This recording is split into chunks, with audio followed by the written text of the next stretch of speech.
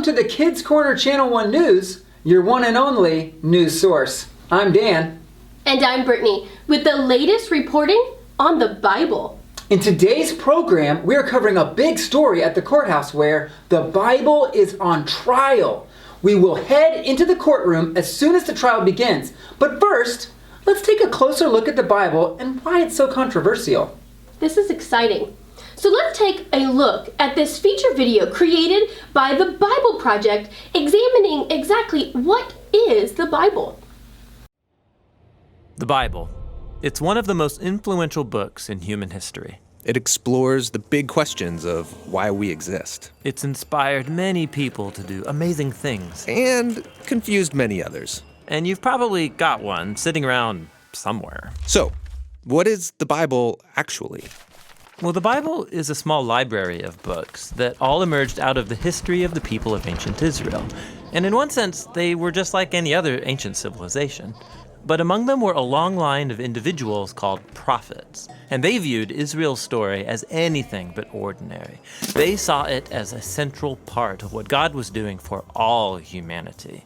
And these prophets were literary geniuses. Really? Yeah, they expertly crafted the Hebrew language to write epic narratives, very sophisticated poetry. They were masters of metaphor and storytelling, and they leveraged all of this to explore life's most complicated questions about death and life and the human struggle. So, there's a lot of different authors writing this book. Yeah, and these texts were produced over a 1,000-year period, starting with Israel's origins in Egypt, then leading up to their kingdom with their first temple. But eventually, they were conquered by the Babylonians, who took them away into exile. Then, at a crucial moment in their history, many Israelites returned to their land. They built a second temple, they reformed their identity, and this is when the Jewish scriptures began to be formed into the shape that we have them today. Okay, the Jewish Bible. What's in it? Well, in Hebrew, it's called by an acronym, Tanakh. The T stands for Torah, sometimes called the Law. That's Israel's 5-book foundation story. The N stands for Nevi'im, the Hebrew word for prophets. And this section consists of the historical books that tell Israel's story from the prophet's point of view. Then you get the poetic books of the prophets themselves. The K stands for Ketuvim, the Hebrew word for writings. This is a diverse collection of poetic books, wisdom books, and more narrative. And the Jewish people believed that through all of these literary works, God speaks to his people. Now, there were other Jewish writings being produced during this Second Temple period as well. Yeah, a really diverse group of texts. And these too were highly valued in Jewish communities.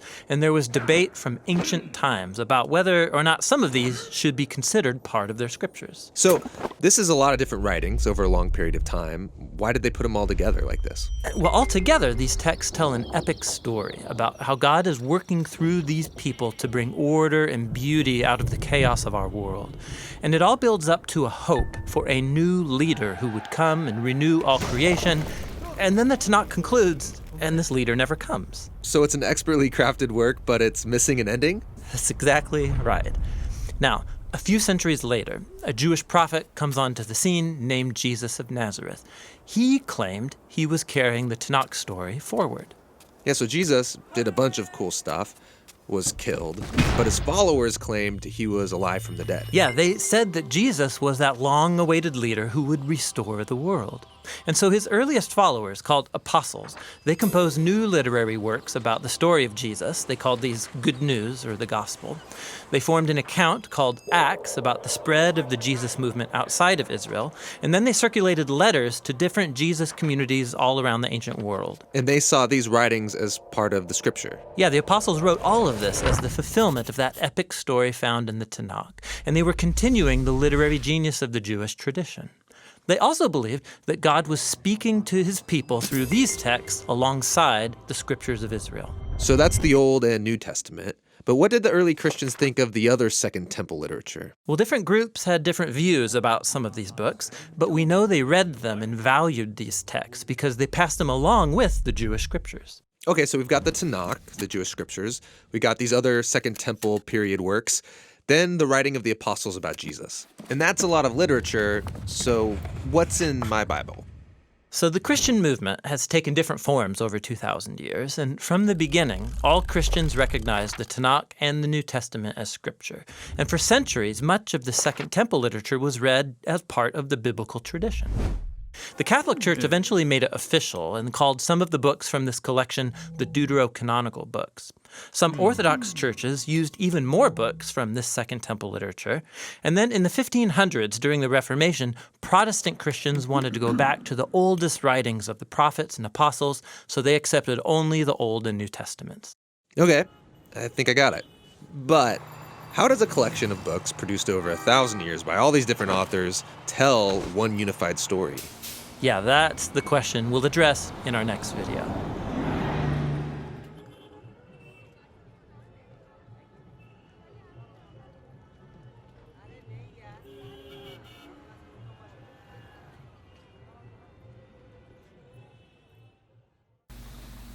Wow! The Bible is so impressive! 40 authors, written over the course of 1,500 years, and still the most popular book sold today. You have that right. The Bible has sold more than 6 billion copies since it was printed in 1455, and more than 100 million copies continue to be sold every year. We wanted to know just how popular the Bible is, so we asked our viewers to tell us just how many Bibles they have in their homes. John Brooks, Aidan Huey, Sophie Perez, and Grayson Korstead have all reported having between 10 and 15 Bibles in their homes. Rebecca Prokop, Jackson Snedeker, Ava Dean report having between 5 and 10 Bibles. Jacob Mitchell, Kate Hamilton, and Celia Mason have reported having more than 15 Bibles. Get this. Chloe Stahl reports having more than 36 Bibles in her house. Amazing! Our research team is actually telling me that the average American Christian has 9 copies of the Bible, and they plan to buy more. See, the Bible is very popular all over the world. At least one book of the Bible has been translated into 2,100 languages. Clearly, the Bible still plays a big role in modern culture, art, government, and so much more. Speaking of government, let's head into the courtroom now. Today, the Bible is on trial. You, the viewers at home, get to be part of the jury. As the jury, you have to decide, is this book called the Bible reliable and true?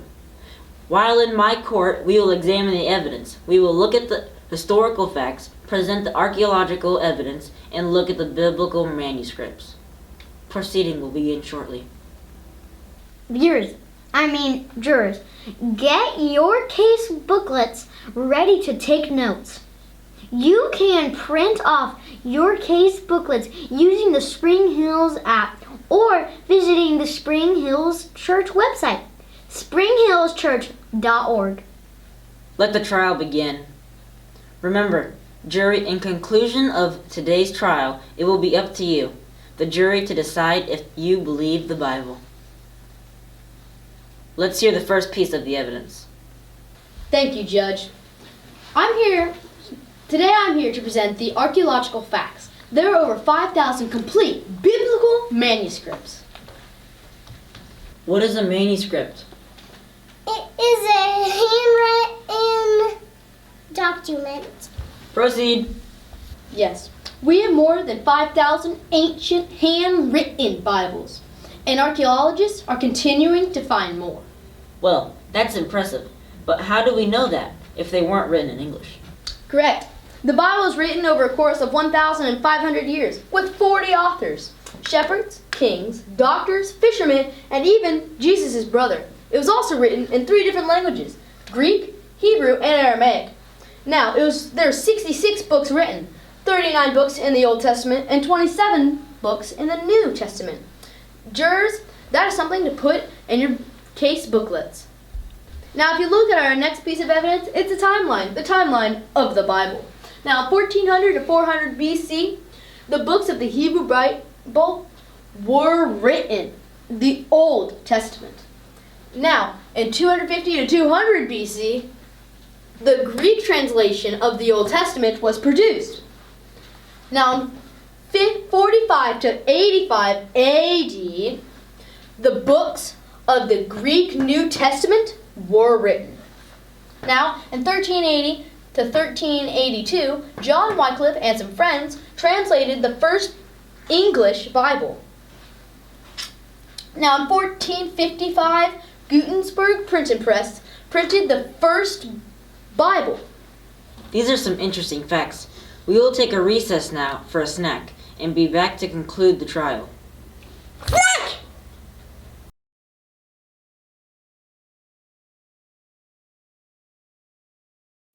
Hi, my name is Mason. Welcome to the Science Lab. Today we are taking a closer look at the biblical archaeology. Archaeology is the study of human history through the excavation of sites and artifacts to find pieces of history. Biblical archaeology means they are searching biblical lands to find pieces of history that will help us understand the Bible and biblical events. Biblical archaeologists have found thousands of biblical manuscripts. That means books of the Bible. Lots of the manuscripts have been damaged and even sometimes destroyed. A lot of the time, the manuscripts are found in small pieces and they have to put them back together like a puzzle, just like this. When the archaeologists handle the manuscripts, they have to wear gloves like this. Otherwise, the oil on their fingers could damage the old documents. More than 5,000 manuscripts have been discovered. That's more than any other ancient book. It really shows you how important the Bible has been throughout the history. It is also a good reminder that the Bible is still very important today. Well, that's all the time we have today. Thank you for joining me in this science lab.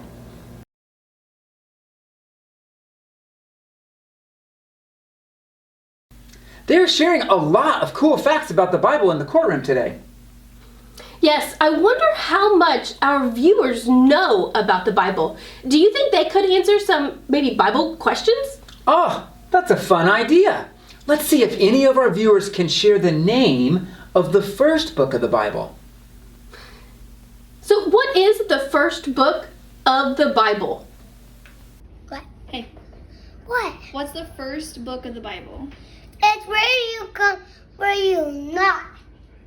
What? Where you not. Not. Where you. Hey, Charlotte, What? what's the first book of the Bible? Genesis. Cora, what is the first book of the Bible? Adam and Eve. What is the first book in the Bible?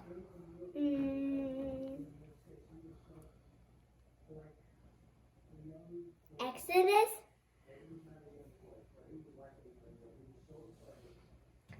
Henry, what is the first book of the Bible?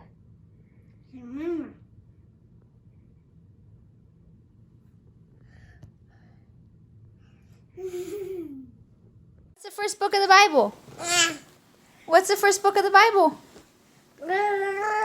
Okay. What is the first book of the Bible? Sorry, going back. Genesis. Sissy, What, this is really. what is the first book of the Bible? The first book is Be Nice and Share. What is the name of the first book of the Bible? I don't know, like the Jewish something? I don't know. Like the I don't know. What is the name of the first book of the Bible?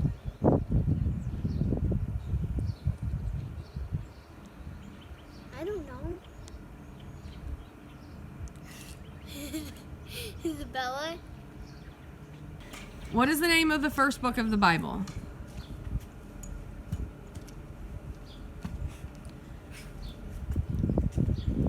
Matthew? Well, that was fun. You know, you're never too young to start studying the Bible. You've got that right. If we study the Bible, we learn more about God, and He will help us even more. One of my favorite ways to learn the books of the Bible is singing a fun song, like a Books of the Bible song. You can find the Books of the Bible song playlist on our Spring Hills Church Kids Corner YouTube channel. You should check it out. It looks like the end of the trial is beginning. Welcome back to the courtroom. I hope you enjoyed your snack. I know I enjoyed mine. Thank you, Judge. We have already looked at how we got the Bible. Now let's take a look at how we know those original copies are accurate. What does accurate mean? Accurate means the Bible was proven to be copied the right way.